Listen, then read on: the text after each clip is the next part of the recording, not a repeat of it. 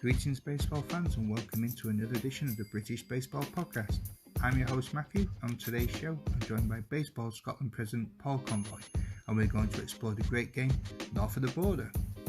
Just before we get into the meat of today's episode, I'd like to thank Jason at dugoutclassics.com for the great tea that I bought the other day. This isn't an advertisement, just want to let you know some great MLB merch out there. Their price is affordable, so if you want to go and have a look at some stock, head over to his website and have a browse. He updates it regularly. So when you're done with this show, why not subscribe, review if you can, and follow the podcast on Twitter and Facebook and Instagram at BritBaseballPod. Then head over to the new British Baseball Podcast YouTube channel and subscribe there too for them to get the videos uploaded. Without further delay, let's get on with the interview.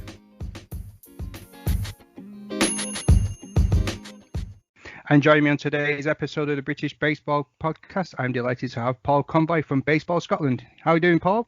I'm all right. How are you doing, Matt? Very well, cheers, very well. Today, I'd like to have a bit of a chat with you about things in one of my favourite parts of the world. So it's one of my favourite sports, one of my favourite places, and it's all come together on this episode. So would you like to give us a bit of overview about yourself, how you got into baseball and what led you to be from like a player up until your current position? Yeah, no problem. So I think like many people in the UK, first introduction baseball was Channel 4 late at night when you're either getting home from the pub drunk or a bit of insomnia.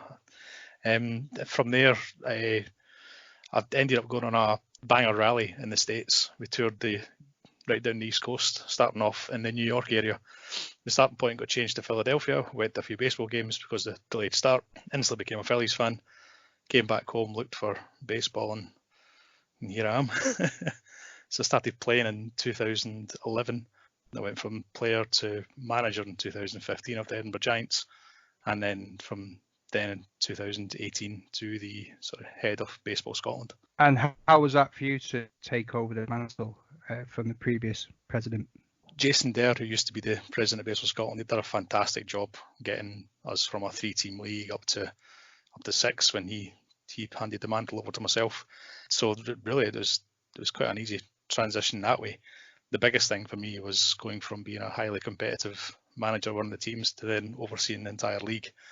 But I like to think I've transitioned well and done a good job. So have you managed to sort of separate yourself as a player and overseer of the leagues as well? It's really hard to make that first initial jump, but because of the way Baseball Scotland's set up, we're all in it together. It was always a collaboration from all the teams to make the league the best it could be. So we were all sort of friendly. We all knew each other. The first thing I sort of did was introduce the annual awards night, and that just kind of solidified the unity we all had, and it just brought us closer as a league, I think, and that made my transition to being neutral a lot easier. And of course, making the transition to be neutral, I've stopped playing as well, so I'm now an umpire, which means everybody can hate me. So I was just thinking, is it like when it's your birthday and you sort of go, well, it's my birthday, and you get away with it once? I could see you at the plate. It's like, oh, that's strike 3. It's like, well, I am president of Baseball Scotland, so maybe we're going to have 4 strikes on this next one. so you've hung up your cleats then? I have, yes. What happens at the annual awards nights? That sounds quite interesting. Is it a full black suit, black tie sort of affair? Yeah, we tried to make it as sort of formal as we could. We get the partners along, the family along. It's a 3-course meal with some sort of entertainment. We've had anything from a casino night to a full comedian doing a stand-up set as entertainment, and we do the awards presentations. It's really well received. It's been great. I tried to get Hunter Pence up this year since he was up in Scotland at the same time as we were doing it, but no luck. Oh, what a shame. So you said that with the awards nights, is it in its second year now? It was the third year last year. So before I took over, I kind of tried to introduce it. What sort of awards have you got? Pretty much the same as Major League. It's Silver Slugger, Gold Glove for each position, and then Rookie of the Year for each city, and MVPs. It's just the basics. Awesome. Sounds like really nice too. So you said there's a lot of collaboration between the teams when it came to sort of growing the Scottish baseball. Now, Scottish football has some quite famous rivalries between cities. Does that mean that those don't exist within the Scottish game, or can it be a bit of a feisty affair? Oh, well, on the diamond, you can just imagine the rivalries are definitely there. Ironically, though, it's the same as it is in Scottish football. Is probably the biggest rival is between the two Glasgow teams. Their matches on the diamond are usually spectacularly fiery, but always in good nature after it. It's highly competitive on the field, but as soon as it's done, we're all friends again, and we go and have a beer together. The way it should be. So what other teams make up the Scottish League? Well, through in Glasgow, there's the Glasgow Comets and the Glasgow Galaxy. In Edinburgh right now, the teams that are fielding the team this season, if we ever get one, is the Edinburgh Devils and the Edinburgh Cannons. The Edinburgh Giants are taking a little hiatus just to do a drop in leadership and experienced players. And up in Aberdeen, there is the Granite City Oilers, which was the original team. Last season, we saw the join the league of the Aberdeen Express, who did amazing in their debut season. And this year, we have the Tayport Breakers just outside of Dundee. So there's still 7 teams in the league, but potentially 8 going forward for the rest of the next few seasons.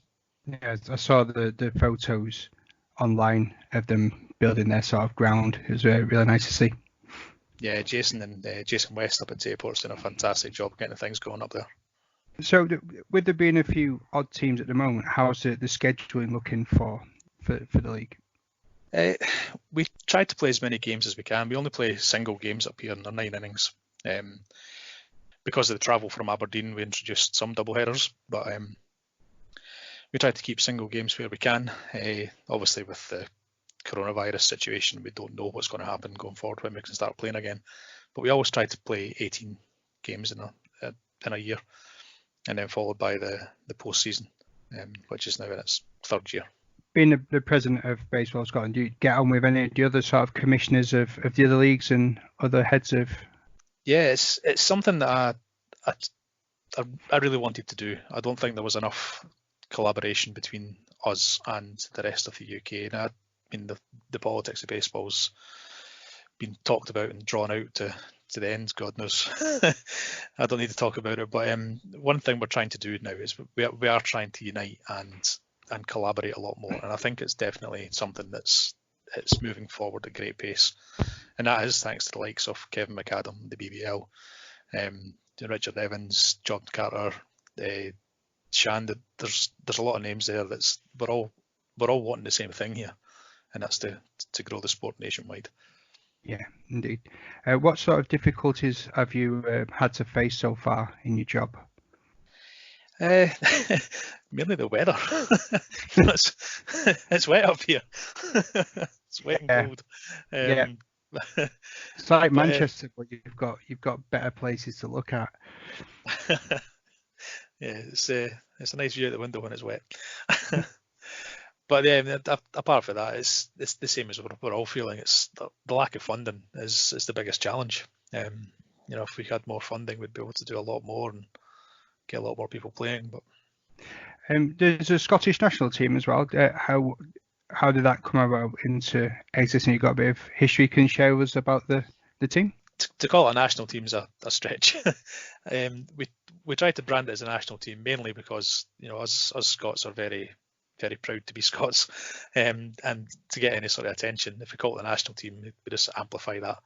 Put Scotland on a jersey rather than a city. You get a lot more people paying attention. So in 2015, we took a Scottish representative team over to the Ulster Invitational Tournament in Belfast. So that was kind of the start of the Scotland national team, if you want to call it that, which we do. So we went over there. We did really well. We finished 3rd in a tournament, which was won by the Dublin Hurricanes, as it always was. They are an incredible team. We went over again the next year, didn't do as well, but still had fun. Then with the latest outing we had was the Battle of Britain last year, run by John Carter and Kent Buccaneers. Fantastic tournament. We were lucky enough to come away with the trophy, and we're looking forward to trying to defend that again this year. Hopefully it'll go ahead and we'll all get a chance to see it. Yeah, I've heard some interesting stuff from the ball cats and bagpipes guys, and they've had interesting pieces about growing the game. How else are you trying to grow the Scottish game? There's a really good piece with women in baseball. Yeah. So as an organisation, Baseball Scotland wanted to get more people in the game, as it should be across the country. I think is anybody can play this game. It doesn't matter if you're male, female, anything. If you want to try baseball, we're going to give you a chance. And the original idea for the women's team was based in Edinburgh because the guy that was wanting to start it was also based in Edinburgh. But with us wanting to try and make it more appealing to everyone, we stopped that being Edinburgh Unicorns, and it's now a Women's Baseball Scotland team, yet to be named. There's still a lot of support for the unicorn name, but who knows where that's going to go. That's up to the people that are playing and going to be donning the uniform. Since I've took over, we tried to change the leadership in that, and we had a lovely woman wanting to volunteer to take that forward and head it as a woman. So Poppy Reid has done amazing since she came in. She has been a breath of fresh air, and on the Baseball Scotland board as well. She just gets things done. And she's been having a lot of attention over in the States as well, and working hard with Doris and trying to make things happen up here, which it's been great for the women. We had a great turnout at the first team practice up in Aberdeen, and things are really positive. Brilliant. Love to see that part of the game growing. So we've got a few listener questions that have been sent in. One of them comes from Stuart Milne. He's a cricketer, and he's said, are you also a bit worried that the injection of money into Scottish cricket could lead to some of the players breaking away from baseball to look into cricket instead? It's not something that even caught my attention, if I'm honest. We get a lot of people coming from cricket to play baseball, and of course the similarities there are clear to see. If you can play cricket, you can generally play baseball after a few lessons, and I would think vice versa. But I think with baseball, especially in Scotland, if you want to play baseball, you're a baseball fan. That's what you want to do. I don't have much concern of people transferring over to cricket. There's certainly scope you can play both, and we would encourage that if people want to do that. But yeah, I don't think we'll see much impact from that at Scottish League level. And one's coming from John McKellar from Ball Caps and Bagpipes. Are we ever likely to see a UK-wide cup which is similar to the Europa League or something in between that, between the top clubs across the countries? Funnily enough, we have been chatting about that. So Kevin McAdam was the one that first sort of put this group together of minds of British baseball, with the idea that we could start to see that, take the champions from each region and have a UK playoff system. The idea for the first season was just going to have an all-star tournament with at AAA level and then at single A level. So, you'd take the best teams in the country, they would play each other to try and be crowned as the best in the UK. So with the all-star plan still looking to come to fruition at the end of September, the idea is it's going to be held in Bristol this year, and then in the following seasons it's going to be the league champions or the champion from each independent league trying to play in a cup to win championship of the UK, which that would be awesome. Very exciting. Yeah, definitely. I'd be well on board for that. It sounds great. Lovely. So we're with baseball on a bit of a hiatus at the moment. Paul, what are you doing to fill your time? I tried, and God, I'm regretting it now because it's been such a chore. I tried to set up the custom league on MLB The Show 20, and never mind the fact I am terrible at the game. We have had some good games on that, and the people at the top are quite clear to see now. But yeah, it's been a lot of fun, and we arranged it for 48 games, so I might be over ambitious with that, but so far so good. It's helping pass the time.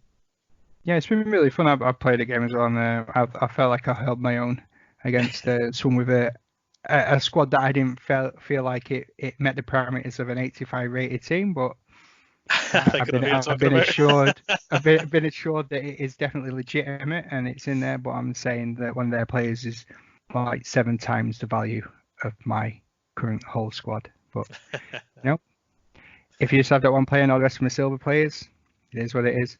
Yep. But it's been good fun. There's a few e-leagues that are popping up around, and a lot of people are streaming them. So if anyone's listening and is craving that baseball fix, you should definitely get in touch with some of the clubs that are out there to see if they are ever taking part in any e-baseball tournaments and just watch them, because you've got the full commentary experience on there too. I'm not saying it's exactly like watching a Major League Baseball game, but it's definitely a lot of fun. I had a game this morning and I was talking to Paul off air.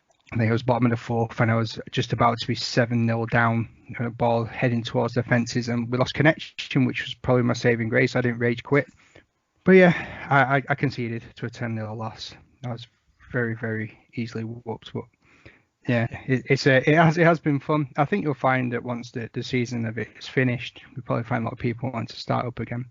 Yeah, chances are. Yeah, I know Drew Spencer's trying to start one as well. He was asking for players earlier on today, so I was tempted, if I'm honest, to see if I could be crap somewhere else.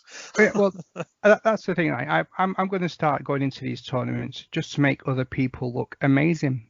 Because if there's one thing I can give back to the electronic baseball community is I am that bad, I will make you look like a superstar. So when we play each other and you come off like an 11-0 and it has to concede because I'm that poor, you're welcome in advance. So I like to leave the guest with the final word on the show. Paul, is there anything else you'd like to talk about before we go? Just looking forward to get to play baseball again, or in my case, umpire baseball.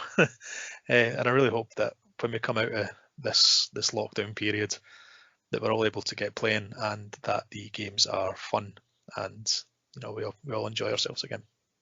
Indeed, I think we'll all find at the end of this the sporting world in general will have a greater appreciation for playing and watching, and hopefully we'll see some attitudes change that are out there as well. I didn't actually think I'd miss sport as much as I do, but yeah, that void is quite big. Yeah, I've been looking out the window on Sundays and just thinking, what a great day for baseball. Yes, indeed, and with a lot of the British teams should have been starting last week, and I think Manchester's games were coming up on the 14th. Yeah, a lot of teams should have been starting this weekend, and it was great weather for it as well. It's a shame. Yeah. Have you and any of the other teams got anything in place for what would happen if the league does start? Are you looking at maybe a shorter season or? Yeah, it's something we've not looked at yet, but we will try and make a shorter season. Not sure how it's going to work, but we'll get as many games in as we can. But yeah, it's going to be tough, especially with the weather. Yeah. If you ever play your home games down in Manchester, I can't say I'll come pick you up, but I'd love to meet up and have a beverage and talk baseball with you. Yeah, I'm sure I'll meet in person sometime. Indeed. And that's Paul from Baseball Scotland. Paul, thank you very much again for your time. Really appreciate it. If you want to follow Paul on social media, where can we find you, Paul? It's at Scots Baseball on Twitter, and we're on Facebook as Baseball Scotland. And I'll also leave links to all the teams that are in Scottish baseball and your good self, Paul, in the show notes even. Paul, thank you again for your time. Really appreciate it. Enjoy the rest of your evening. You too. Cheers, Matt. Bye-bye. It's all right. I'd like to thank Paul again for his time, and I hope you all found that interesting too. Now, not too long ago, I put a call on social media for some baseball stories or poems, and I'm really happy with the new influx of responses that have come in, especially from UK Blind Baseball Gang. Thanks for tuning in, and up next is their work to see out the show. The first poem comes in from Nathan Potts, who is the sighted assistant.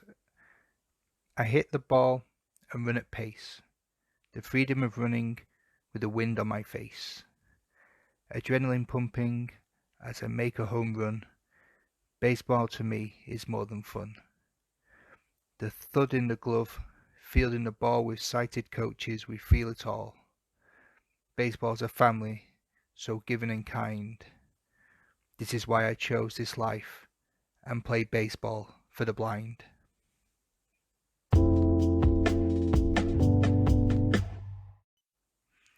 And its next piece comes in from sighted assistant Ben Tanner, who I should thank Ben for sending his all over to me. Hit the ball and run, they say. How can I? I don't know the way. Follow the beep at first base. Quick as you can, as fielders give chase. Turn quick to your left, onto base number 2. The second base assistant is clapping for you. I've made it. I'm here. So glad I'm not late. As the next batter comes onto the plate. The ball is called good as it crosses the line. All fielders scrambling around to stop it in time. On hearing the clap coming from third, I run straight. I run fast as the catcher is heard. One more push as home plate is within reach. I must stay on track, feel the sand on my feet. Crossing home plate, I've made it to score. So happy to play for the sport I adore.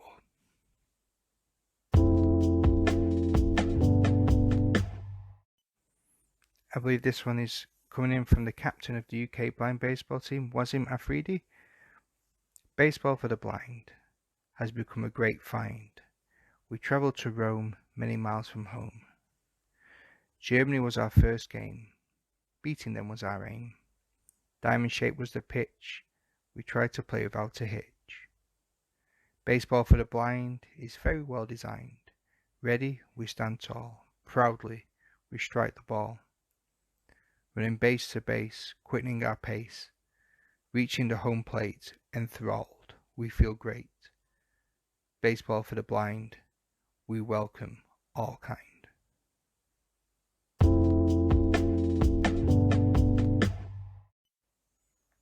This entry comes in from Shiraz Chauhan, who is a player and a committee member. Playing baseball is the game in which Italy lit the flame, representing our team, colourful kit as our theme. When we go on the field, we act as a shield. Playing baseball is a game which UK can now claim. Our sighted players get us in, and we do the most to make us win. We listen for a shout when we throw for out. Playing baseball is the game, receiving a lot of fame. We track the sound and go down on the ground, and with our sighted, we are delighted. Playing baseball is the game, don't forget the name.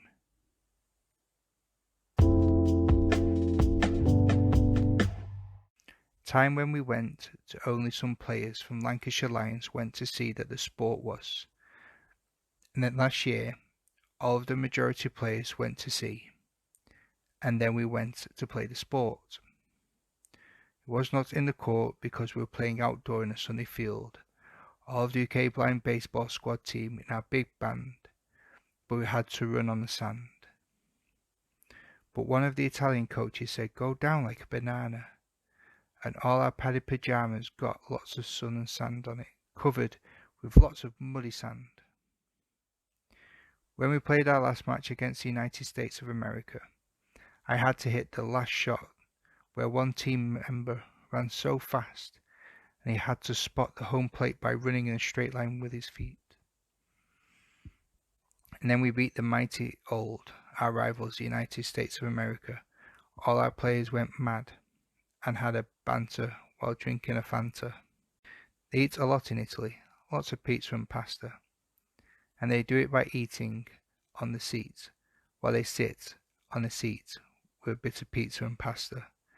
Because the Italians are the master of the pasta, haha and ta-ta. So that was my experience of the sport, where it started from and where it's going so far, and hopefully soon it'll get bigger and bigger in the United Kingdom. So come on, Team UK.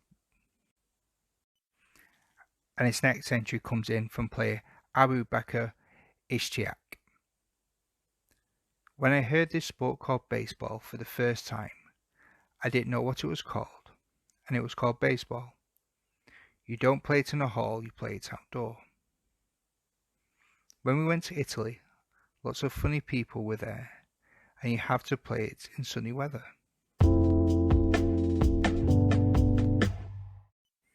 I'd like to thank everybody for their contribution to the show. I hope you enjoyed those little pieces, and if you want to write anything in, you know how to do it. Send your suggestions in to britishbaseballpodcast@gmail.com.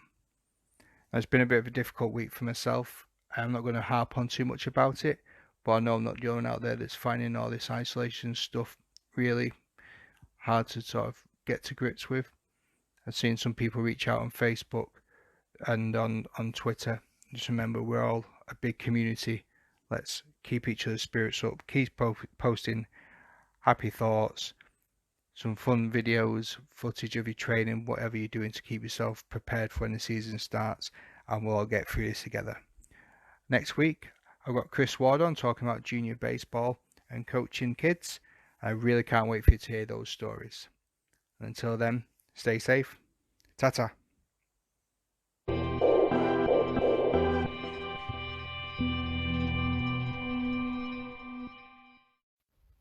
If you're after some more Scottish baseball action, please head over to Ball Caps and Bagpipes and check out their podcast for more in-depth and exclusive look at Scottish baseball. Thank you.